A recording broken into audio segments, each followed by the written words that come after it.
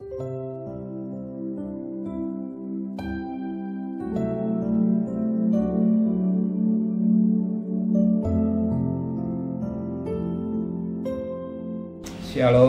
pagi. Mari sama-sama tundukkan kepala, pejamkan mata sejenak. Tiada kata yang manis selain ucapan syukur pada Bapa di surga.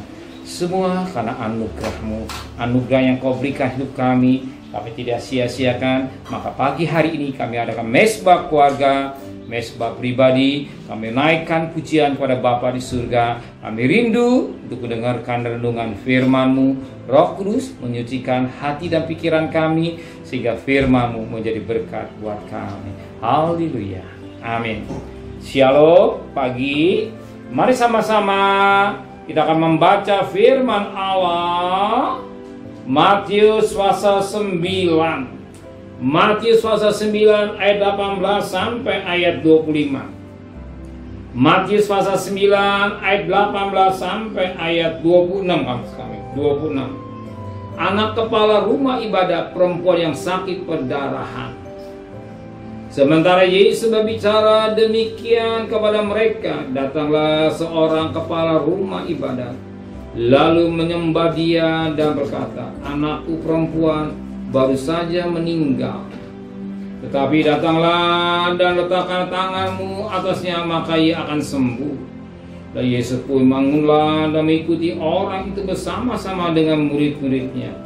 Pada itu seorang perempuan yang sudah 12 tahun lamanya menderita pendarahan maju mendekati Yesus dari belakang dan menjamah jubahnya.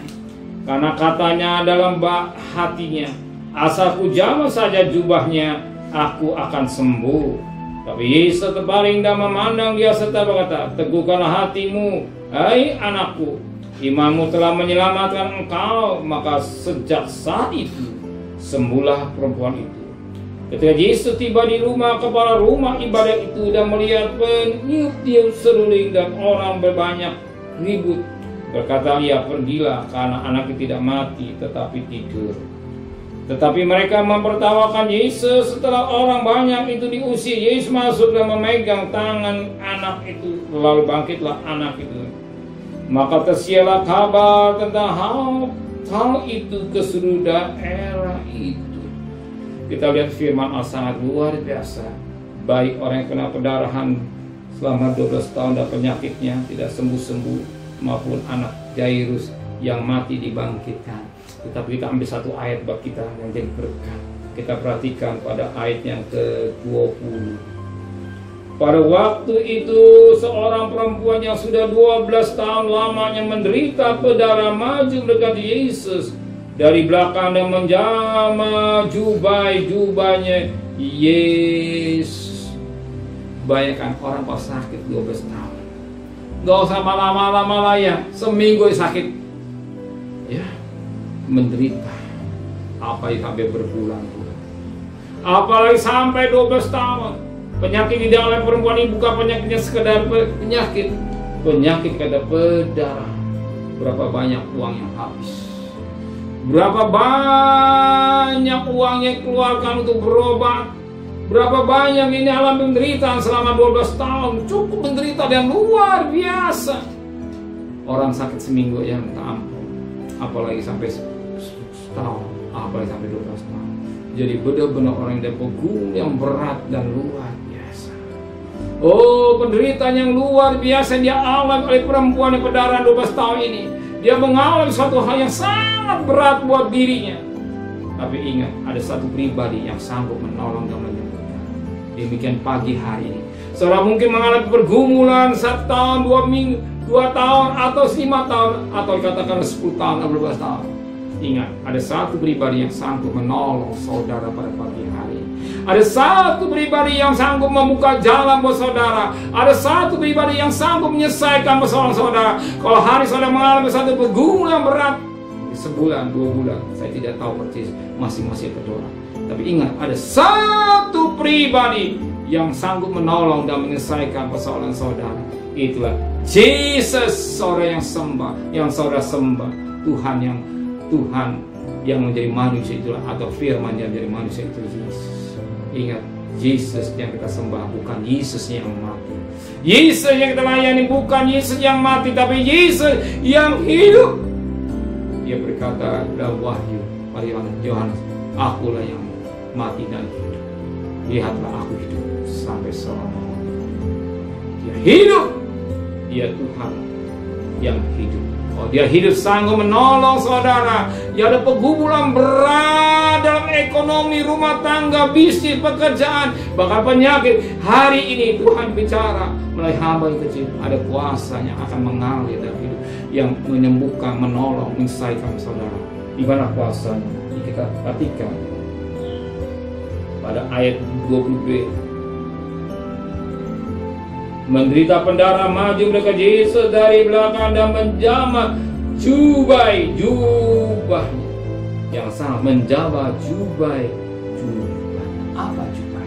Sekarang mungkin rendahnya orang Yahudi, ya, imam itu memakai jubah, bawah ada jubahnya atau rendahnya itu ada 613. Oh, saudara, itu ada 613. Tunjukkan satu hukum orang Yahudi. Hukum orang Yahudi ada 613. Hukum orang Yahudi ada 613. 6, 1, 3 berarti 6. 1 tambah 3 jadi 4. 6 dan 4. Kita diingatkan apa? Firman Tuhan tentang 2 loh batu. 4 hukum ditujukan kepada Allah, 6 hukum pada manusia. 4 ditujukan kepada hukum pada Allah, 6 kepada manusia. 6, 4 ke atas, 6 kiri kanan bagi tanda salib. Di kayu saliblah sumber segala-galanya. Di kayu salib sumber pertolongan. Di kayu salib sumber penyembuhan. Di kayu salib. Maka Alkitab penulis 1 Petrus 2:24b, bilurnya bekas luka sampai menyembuhkan. Kita datang satu pribadi yang hidup, itulah Yesus Kristus. Pada kayu salib kita datang kepada Dia. Pada kayu salib kita minta pertolongan Dia. Pada kayu salib kita minta penyertaan Dia. Pada kayu salib kita minta buka jalan buat dia oleh Dia. Kita datang pada Dia yang hidup. Amin. Bukan Dia yang mati, tapi Dia yang hidup, yang sanggup. Ternyata ketika perempuan itu pendarahan, dia jamah jubah Yesus, perempuan itu disembuhkan. Dan hari ini, saudara pada datang pada salib saudara, salib Tuhan, Tuhan pasti tolong saudara. Amin. Tuhan pasti buka jalan buat saudara. Tuhan pasti membuka jalan, memberkati saudara. Tuhan menyelesaikan saudara. Hanya kayu salib yang menolong dan menyelesaikan saudara. Itulah kayu salib Yesus. Amin. Terima kasih Bapa di surga buat firman-Mu, menceraikan firman hati kami, kembalikan besok pagi tubuh yang sehat dengan tidak kurang satu apapun juga. Berkati Bapak Presiden, Wakil Presiden, para Menteri, para Gubernur, para Bupati, para Wali Kota, para Camat, para Lurah, para RW, para RT, para medis, para Polri. Berikan mereka hikmat yang dari surga, dari segala takut kepada Tuhan. Sedang kekasih, terimalah berkat nikmat dari Allah Bapa, cinta kasih sayang dari Tuhan Yesus Kristus, dan berkat Roh Kudus menyertai saudara mulai hari ini sampai Maranatha Tuhan Yesus datang. Yang cinta Dia katakan amin. Tuhan memberkatinya.